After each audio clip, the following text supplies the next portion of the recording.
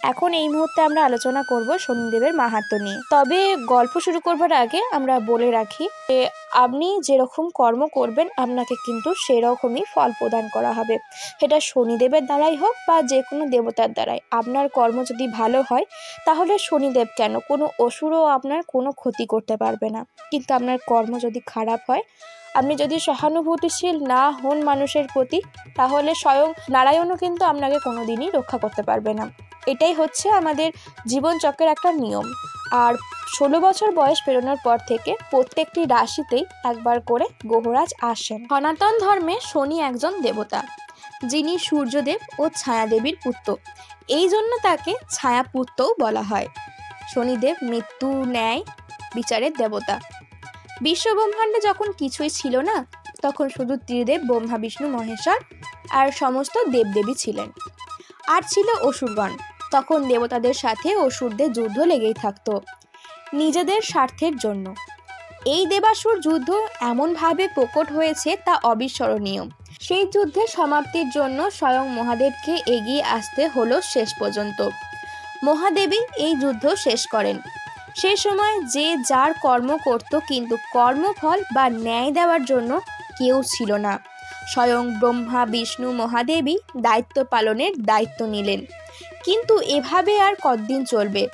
এর কোনো উপায় বের করতে হবে। তখন ত্রিদেব মিলে কর্মফলদাতা বা ন্যায়ের দেবতা সৃষ্টি করার পদক্ষেপ নিলেন। তখন ত্রিদেব এই সিদ্ধান্ত নিলেন তার জন্ম হবে নিরপেক্ষ সূর্যদেব এর ঘরে, যার নাম হবে শনি। কেননা সূর্যদেব তার তেজ সবার মধ্যে ছড়িয়ে দিতেন কোনো প্রকার স্বার্থ ছাড়া। শনি খুব রাগী দেবতা হিসেবেই আমাদের মধ্যে পরিচিত, কারণ কর্মফল দিতে গিয়ে তাকে অনেকেরই রোষানলেও পড়তে হয়েছে। সেজন্য তিনি অনেকের কাছে অপ্রিয়ও বটে। তবু তিনি ন্যায়ের পক্ষে ছিলেন অটুট। অনেকের মনে করেন শনির বক্রদৃষ্টি খুব খারাপ, আর যে তার বক্রদৃষ্টির ফাঁদে পড়ে সেই ধ্বংস হয়ে যায়। তিনি মহাদেবের কাছ থেকে বক্রদৃষ্টির বর পেয়েছিলেন, যা ব্যক্তিকে সঠিক পথে নিয়ে আসে। একটি ঘটনার দ্বারা তা বিশ্লেষণ করা হচ্ছে।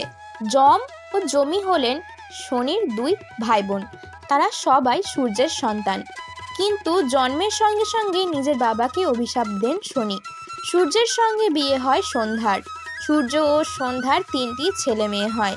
এরা হলেন মনু, যম এবং জমি।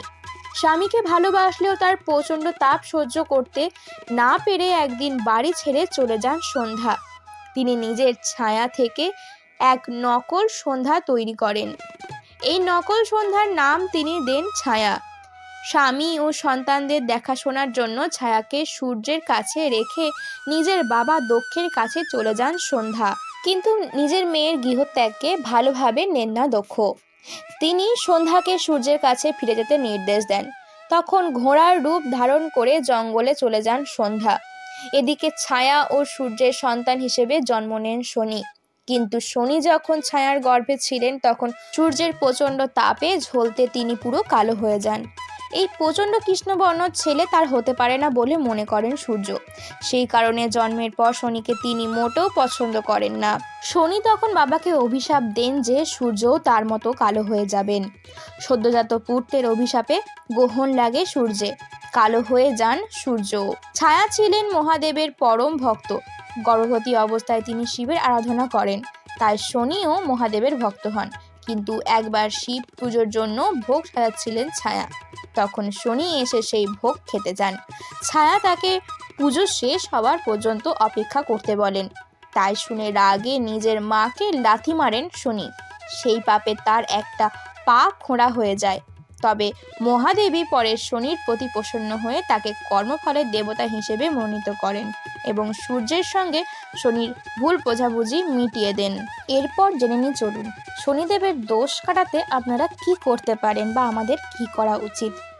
একবার শনিদেব এবং বজরংবলীর মধ্যে ভীষণ কথা কাটাকাটি চলে। তার আগে ঘটনাটা বলে রাখি। এই সময় বজরংবলী ছিলেন শ্রীরামের ভক্ত হিসেবে।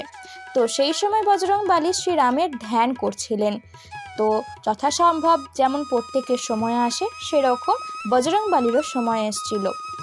তো সেই হিসাব মতন শনিদেব বজরংবলীকে ধ্যান ভ্রষ্ট করবার চেষ্টা করছিলেন। তো এই সময় শনি তখন জানান কলিযুগে তিনি সর্বশ্রেষ্ঠ, সেখানে বজরংবলীর কোনো জোর খাটবে না, উল্টে তিনি বজরংবলীর ওপরে ভর করবেন। এই বলে শনি বজরংবলীর ওপরে ভর করেন।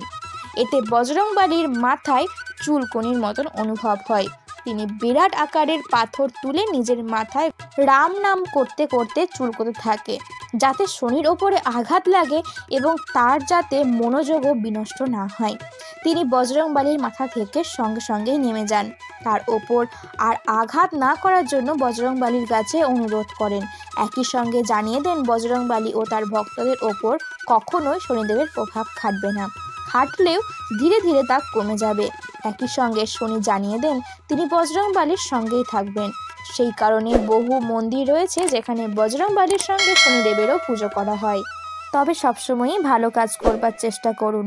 রাধে রাধে।